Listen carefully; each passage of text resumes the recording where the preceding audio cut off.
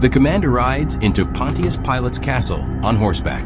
As he enters, the soldiers bow. He dismounts and asks the guard, "Where's Governor Pilate?" The guard replies, "He's in the garden." The commander hurries toward the garden. In the garden, Pilate is with his wife, surrounded by doves. He scatters grains from his hand to feed them. The commander approaches quickly and bows to Pilate. Pilate asks, "Is there urgent news?" The commander speaks urgently, "Governor, we've received news. The Gentiles plan to march tomorrow. They'll protest in front of the castle." Pilate looks at him, calm. "What are they protesting?"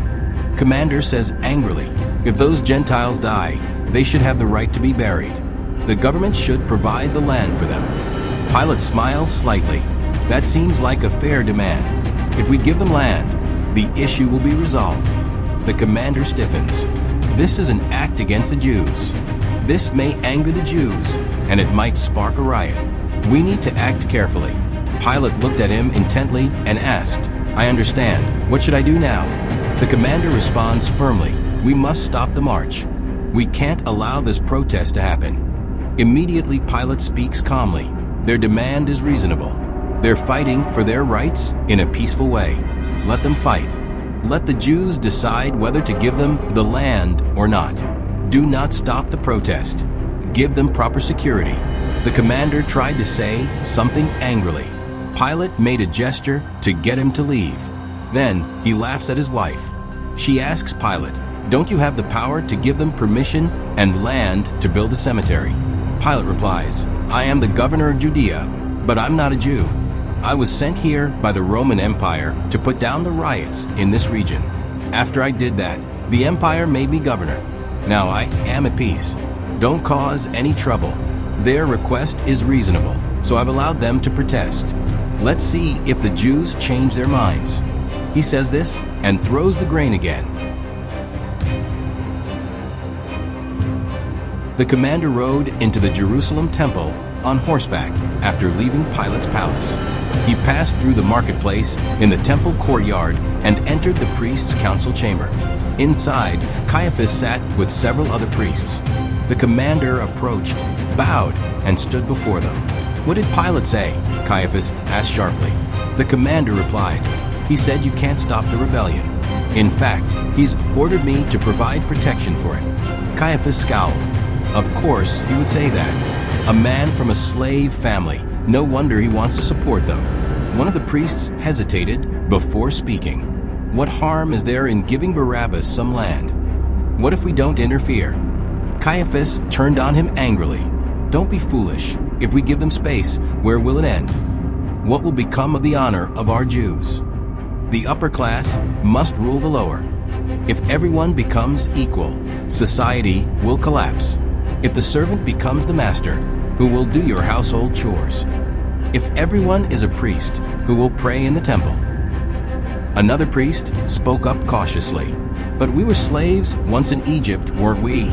Caiaphas' eyes flared. "Yes, we were slaves, and now we have slaves. If we give them freedom, we'll end up as slaves again. That's exactly what I'm trying to prevent." Another old priest interjected. "There's word that Barabbas asked Jesus for support in his revolt." Shocked Caiaphas, Barabbas asked Jesus, "What did Jesus say?" The priest hesitated. "I'm not sure what Jesus said." Caiaphas paused, deep in thought. If Jesus joins the revolt, it will complicate everything. Pilate will grant Barabbas whatever he wants.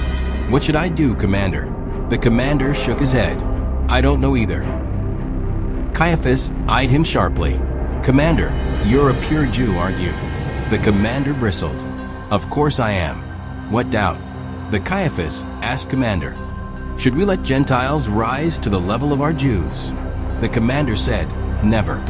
Then Caiaphas turned to the commander and said, "We need a riot during the struggle for Barabbas. Chaos must break out. People running everywhere, fights breaking out, blood on the streets. At least 10 people need to die. In the middle of all this, we'll blend into the crowd and kill Barabbas. Can you do this, Commander?" The commander's face lit up. "Of course I can. There are many soldiers in my army who are fiercely loyal to our Jews." Caiaphas nodded, but added firmly, There's one more thing. If Jesus gets involved, kill him too. The commander hesitated. Why Jesus? He's a Jew like us. Caiaphas' expression darkened. He may be a Jew, but he breaks our laws.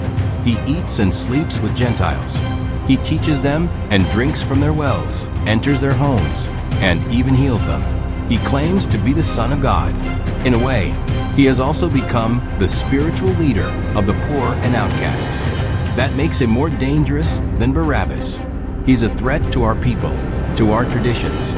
He must die too. Finish him with the crowd, he said cunningly. The commander also shook his head, saying, "Okay, I will kill him,